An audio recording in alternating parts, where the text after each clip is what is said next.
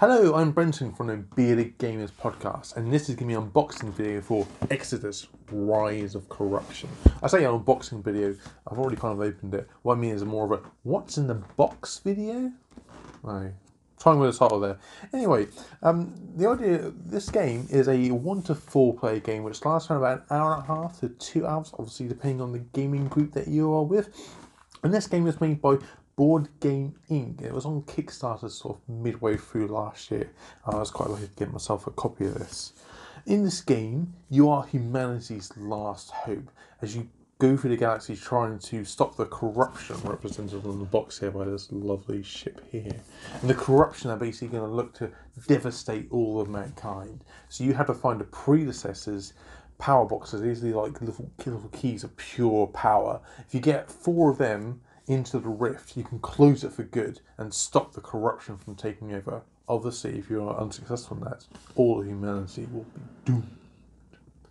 So, let's get into the box. Now, one thing I do want to talk about is the box art. I do love box art, especially this one, because what I like about it is that it's pure white all around the outside, apart from this black sort of corruption sort of seeping onto it. It's kind of like purity and this corruption, this vile thing that's going to overtake it and just spell all doom. I also like it as well because a lot of games are quite colourful, so this is just pure white. It really kind of sticks out, especially on my game ship. A lot of my games are the sort of like darker, darker browns, greens and blacks and blues. So having this makes it really, really pop. I like that about this game.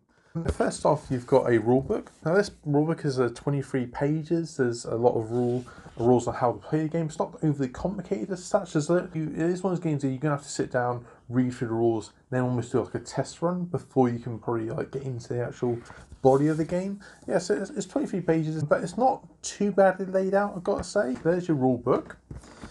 Then you've got your punch boards that you get with most games here. Everyone loves punching out punch boards. And there's 4 of these. As you can see, it's quite a thick card. One of them's already started to come out, which is good.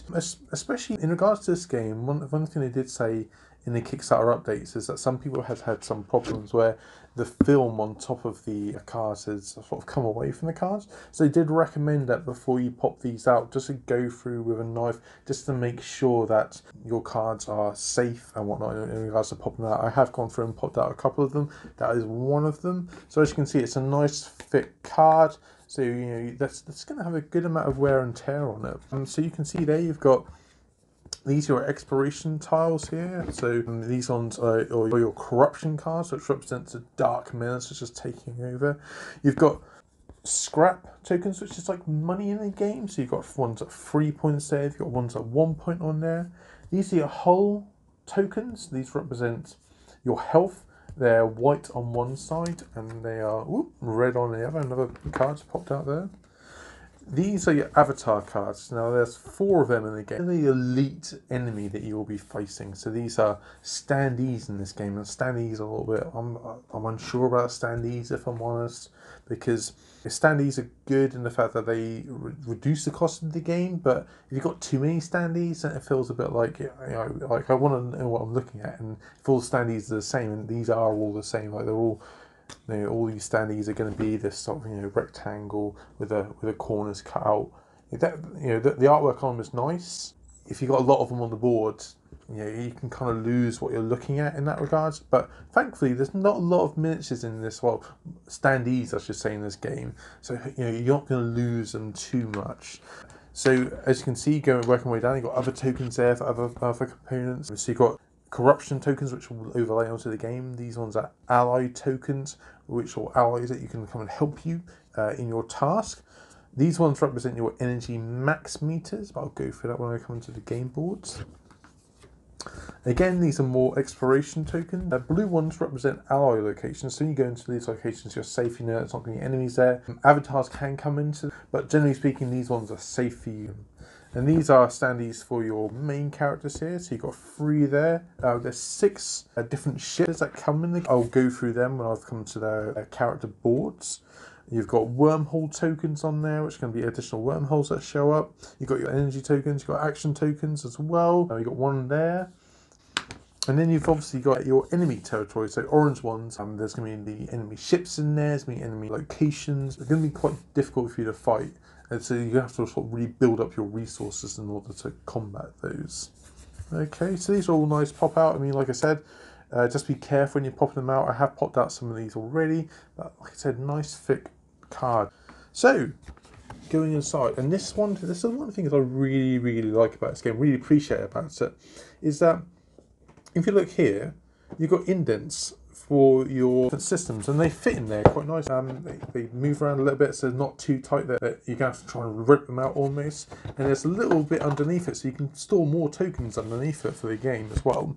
And they all nicely stack into there. And you've got sections here for some more tokens to sit aside. And what I like about this is this comes out, so you can then take this out and use it for when you're playing the game. Which then, I like that. It makes the game feel like they've thought about, this isn't just a storage box for holding your stuff. It will allow you to play the game as well. I like someone's thought about this. I like that. So, like I said, this is a 1 to 4 player game. There's 6 ships that come with this. So you've got the warship there. You've got the pirate ship there. You've got the explorer ship there. Explorer ship, really like this one. You know, nice looking ship. Love the way it looks. Gotta say, I'm glad there's pirates in this game because, you know, Dan's favourite thing is pirates. You've also got a proto ship, so this will be your Destruction Derby learner driver if you've ever played the Destruction Derby games on the PlayStation back in the day. You've also got a battle cruiser. You know, I can't this one again. It's quite a chunky looking ship. You know, I like that. And you've got the drone specialist. This is like a support ship. You know, you got to have a support ship. You can't all be like up front there gunning things apart. You got to have your support teams.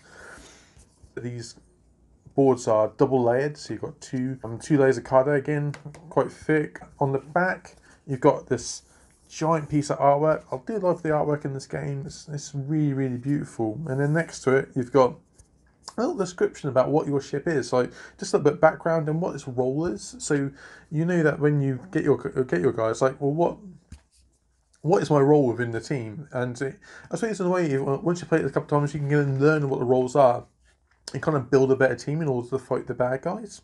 Because it is double layered, it does allow you to put cards here behind these things. So when you get your upgrades for your different ships, you can slide them behind. Then just go through the board here. At the top here is your energy.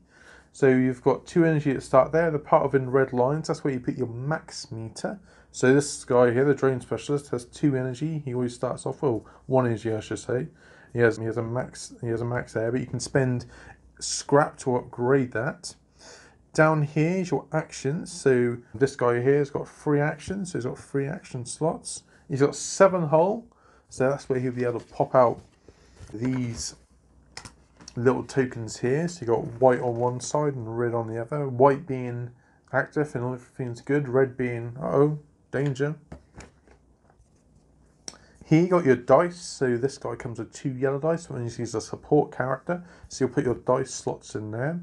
And then down the bottom here, you've got your experience trackers. This is where you then basically can allow you to buy the upgrade cards that fit around the outside here.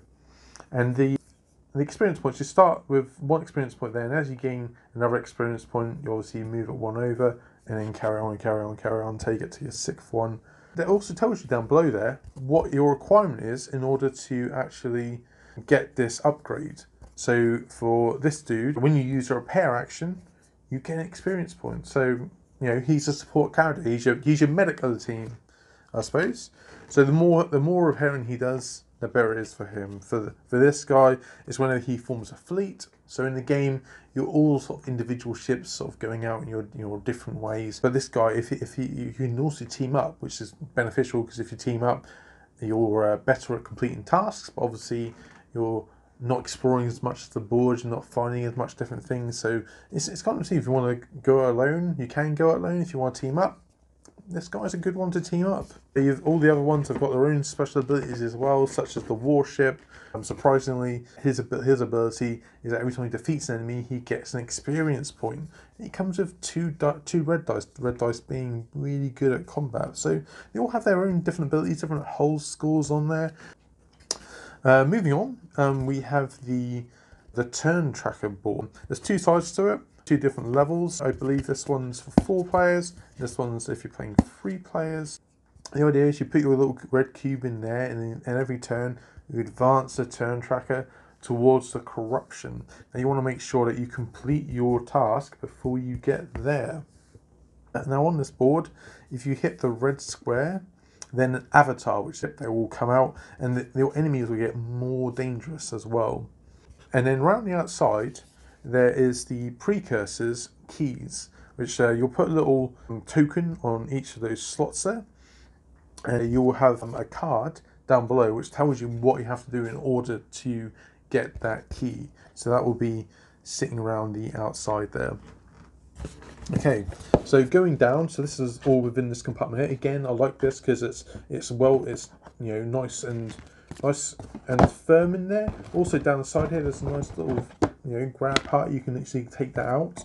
Then going down, you've got this combat dial. Now this combat dial, you basically hold your enemy ship in there, and then you can then adjust this, and this is a health dial, and then roll the dice you need to actually be able to beat that character. Then just below this, you've got these square nice cards here. And the idea of these square cards is that these are your upgrades. So this is for the warship here. Every character starts off with their first level upgrade. So for the warship, he always starts off with a berserker cannon. And with a berserker cannon, he can spend 1 energy after an attack roll to reroll one of your dice and double its damage or double its misses. So, you're kind of like dicing with death there in a way. Like, do you want to risk it to get the double? Of course you do. You likely to suffer the fallout from that. Then as you upgrade your ship, there is 6 upgrade cards for each ship. They are double-sided, so you can pick the upgrade you want. So let's go back to the warship again. And for his level 2, he can either have the absorbing alloys. When you defeat an enemy, recover all your energy. Again, that works really well for this guy. Or you got the Reaver alloys, which means that you recover 1 hull when you defeat an enemy.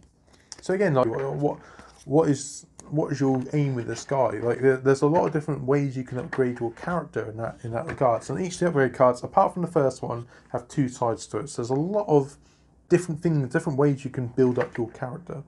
And again, going down to this little section here, we have some standard size cards, and these are split up into 3.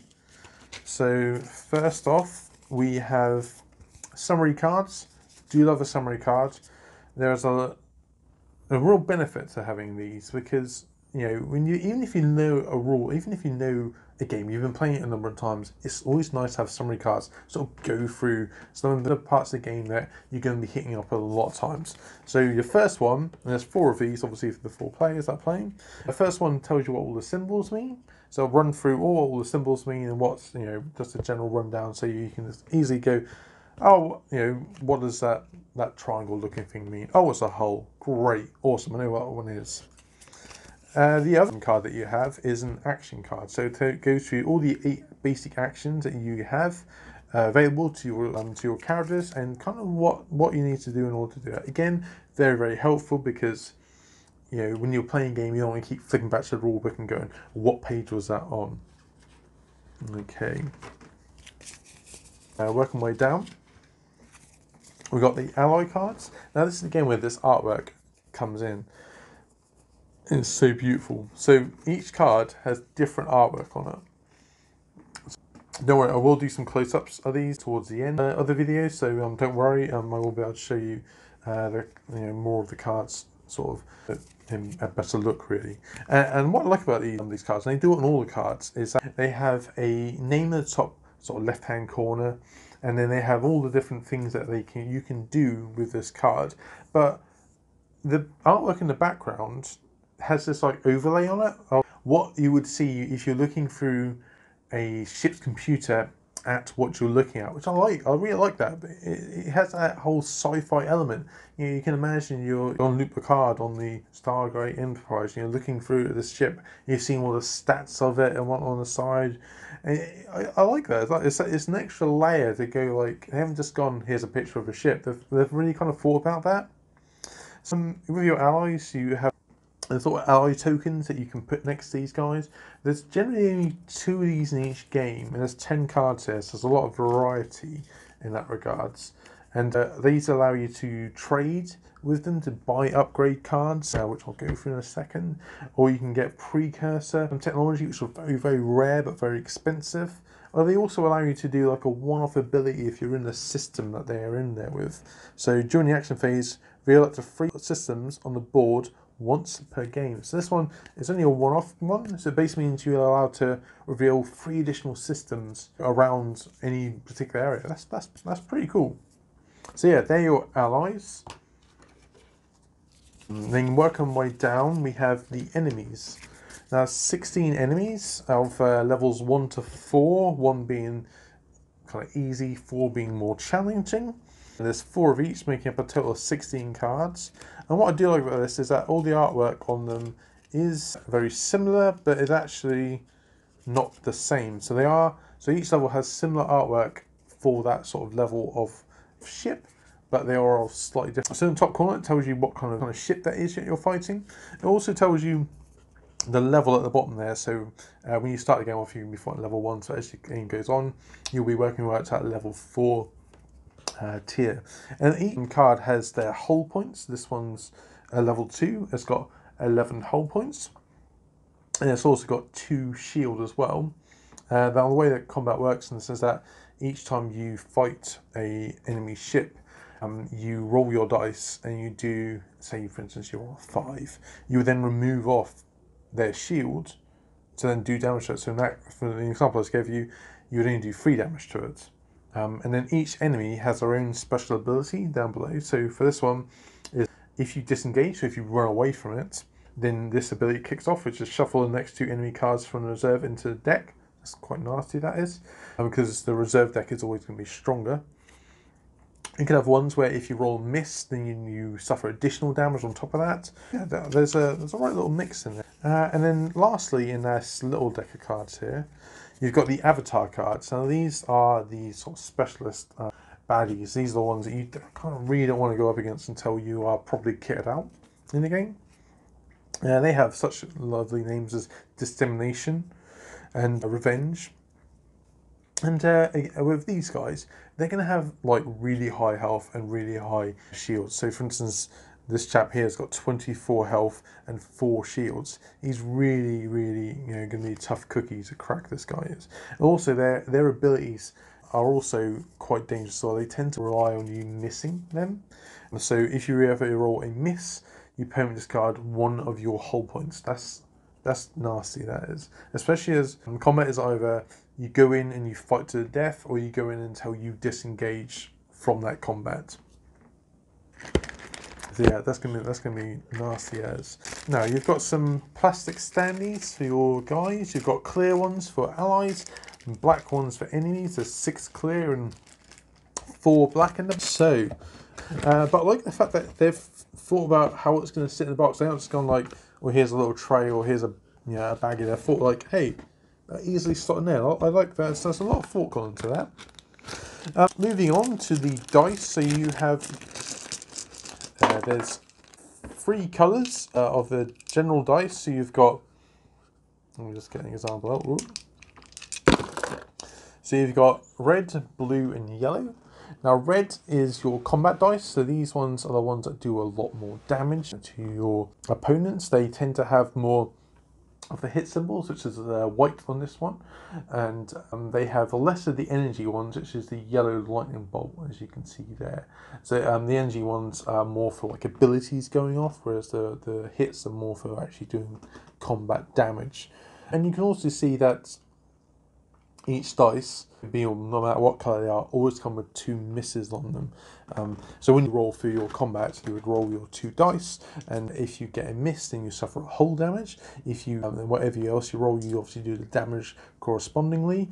The enemy doesn't get attacked back in this, which is kind of which I thought like, oh, that's different. But I like it because it makes the game a bit quicker. You still have that sort of feeling of sort of combat engagement in that regard. If you roll 2 misses though, you not only do you suffer 2 hull damage, you also take a damage card as well, and I'll go through the damage cards in a bit. The yellow dice has more lightning bolts on it, so it's more of a support roll. It's more about kicking off those abilities in that regard. It has less of these damage icons on them. In fact, the most it has on one side is 2, and only has 2 other sides with 1 on. Again, it has those 2 misses on them. The blue one is it's kind of a jack of all trades. It's not as good as a red dice as attack, but it's not as good as support as the yellow, but is a good solid dice in that regards. So you've got 4 of each colour, and you've got 1 black dice. Now the black dice, the purpose of black dice is for the movement of the avatars. So the avatars get to move, and that's where you roll this dice here. And there's a side with a blank side on it, so the avatar doesn't get to move at all. That can get all the way up to 3, which means the avatar gets to move 3 spaces towards the nearest enemy. This is not a nice dice to be rolling, because you want to make sure that those avatars are far away from you until the point where you actually want to fight them. Only fight them on your terms, trust me, because they are nasty. Right, let's just get these out of the way. Okay, so going towards the back of the box now, we have these keys. Now these are the keys that you are after in order to shut the rift. These are nice sort of blue clear things, and obviously these are the ultimate power, I suppose. You know, if you want to compare it to Marvel, these will be the Infinity Gems, which I kind of like the fact that they're gems in that regards. They sit on this board here. They'll sit on the 4 different points, or 3 different points if you're playing with 3 players.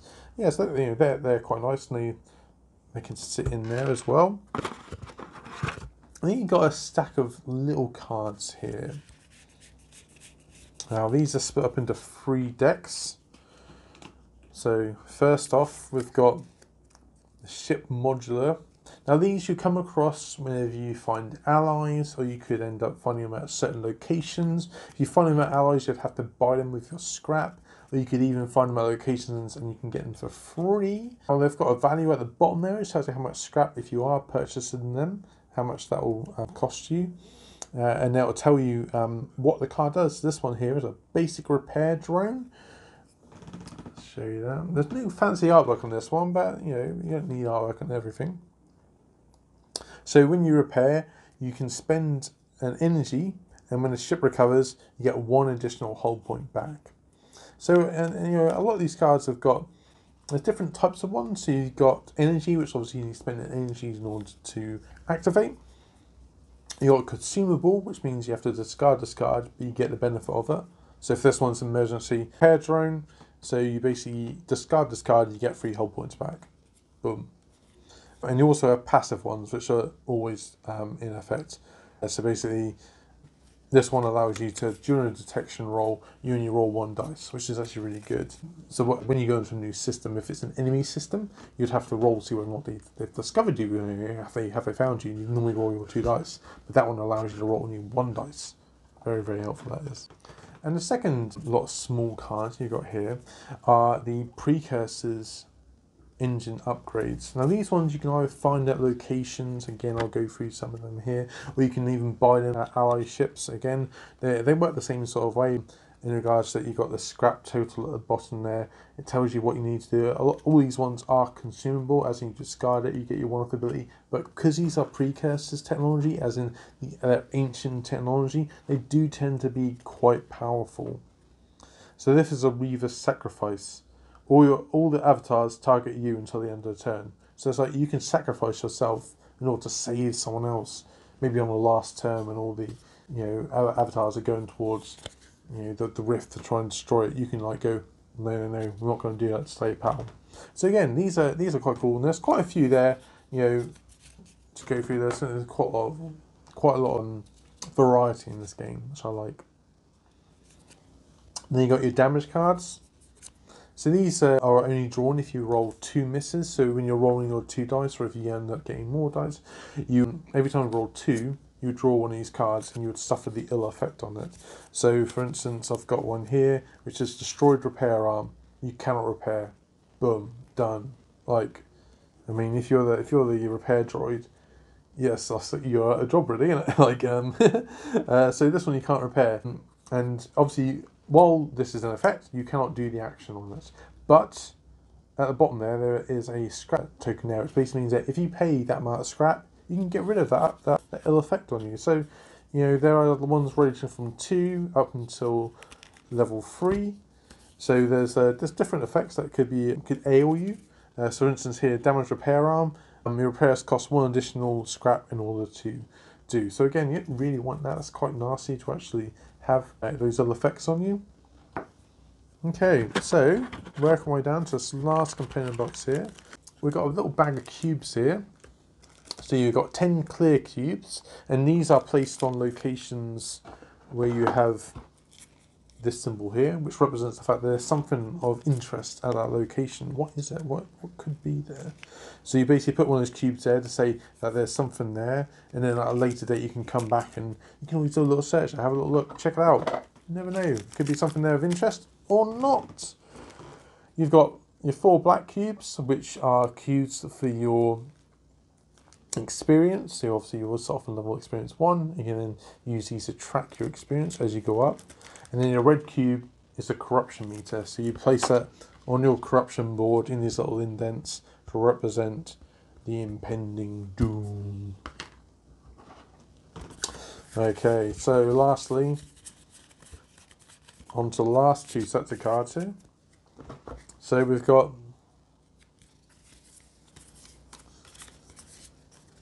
your predecessor signals cards. These all have the same artwork on them. You can probably see it there. It's the same artwork on the front as on the back. And the idea of these cards, these are the cards that you're going to want to, the tasks you're going to want to do in order to get these keys. They come in sort of 3 different levels. You've got hazardous, you've got perilous, and you've got lethal. So sort of 3 different levels of cards there. For you, and you have to complete the task that's on them. So, for instance, a hazardous one that's slightly easier than the other 2. You put 5 scrap on it, and you have to then do a repair action to remove 1 scrap. Once you removed all the scrap, you've repaired it because this was a defective ship. It's quite nice actually on the card. You've got the title as always, but you also got a little bit of blurb there about what is there, what's going on, what's the reason for you having to get this key from that location. Then you've got a sealed station. So this one again allows you to place 5 scrap on it. And this represents a shield that's sort of containing this key. And you have to spend 1 energy cube. So you have to do a skill check. It basically means just roll your 2 dice. And you remove 1 scrap for every successful skill check. So this one, if you're the warship, great for taking out enemies, not very good for taking out a shield. Send your drone repair dude to do that. And last off, you've got lethal. So these ones are 4 more dangerous ones, really. So when you access the key, all ships in the system and every avatar in the corporate systems move to the start location. That's nasty. So last of all, we've got these exploration cards. Again, I'll go through some of these cards for you, so it'll show you some more of the in-depth cards there. Again, these come in 3 levels of cards there. These ones, unlike the predecessor cards, they do have different artwork on them. Really nice artwork, and they also have like a little piece of information at the bottom there about what's actually in that system, that location. Now, like I said earlier, unlike the predecessor cards, these ones, once you visit that location, you can't go back to it. So if you want to get all the benefits of it, you kind of want to visit all the parts of that location there for you. Now, again, there's 3 layers of locations that you can find. The first one is analysis.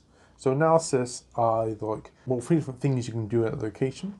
So this one is a space migration.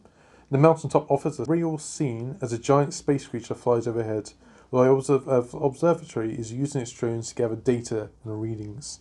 So this one kind of gives you an idea of on this planet they're clearly doing some biological work, looking at the local wildlife or maybe even whatever flybys the planet. But looking by the size of that thing as well. My God, it's huge. Unless that base is really, really tiny. I don't know.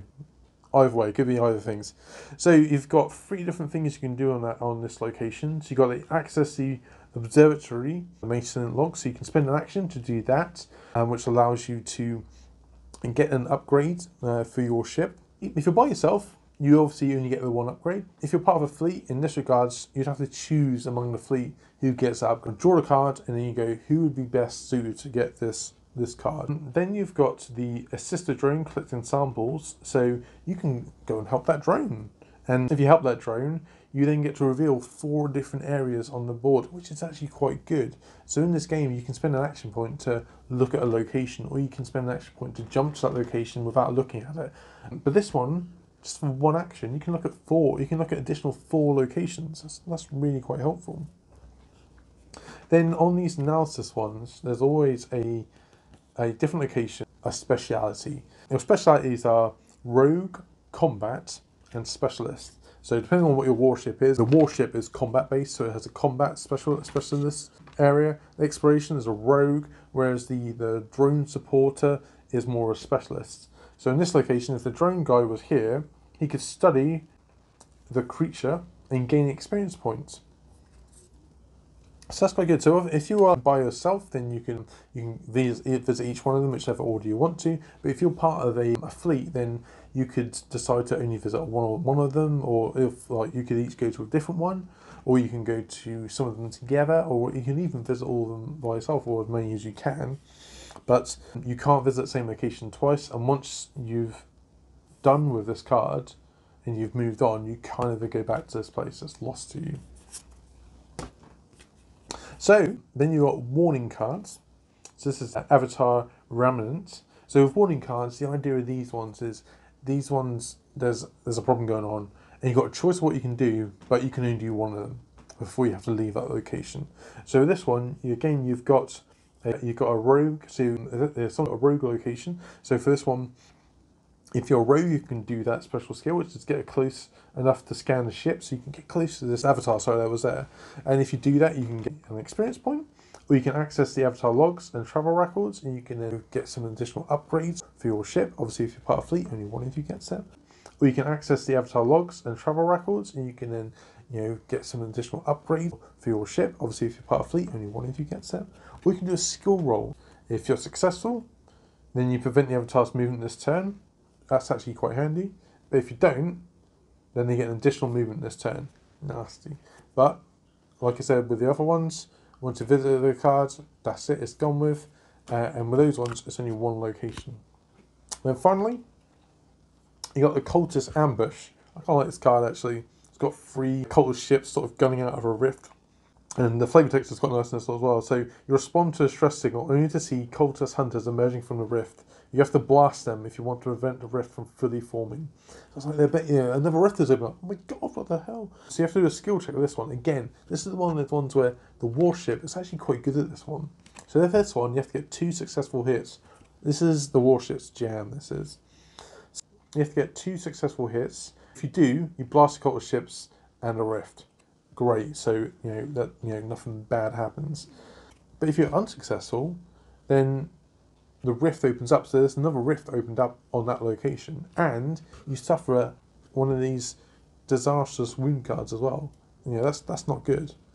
Now, if you're part of a fleet, though, you all get to combine your dice to try and beat this thing, which is that's really, really handy. Like traveling around as a fleet is a good idea, but you sacrifice the fact that you will not be exploring as much of the place as possible.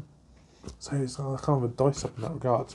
But, right, let me do some proper shots of this game, and then I will have a little playthrough to have get an idea of this. I might even do a rules explain video. If you like the idea of that, please leave a comment down below. We won't do a review of this game until we manage to have a sit down with the rest of the guys and get their thoughts on the game. Obviously, due to the current situation at the minute, that might not be for a little while. But let me know what you think of this game. What do you think? What do you think of the artwork? I mean, look at that artwork. It's beautiful artwork, isn't it? I mean, what do you think of this game?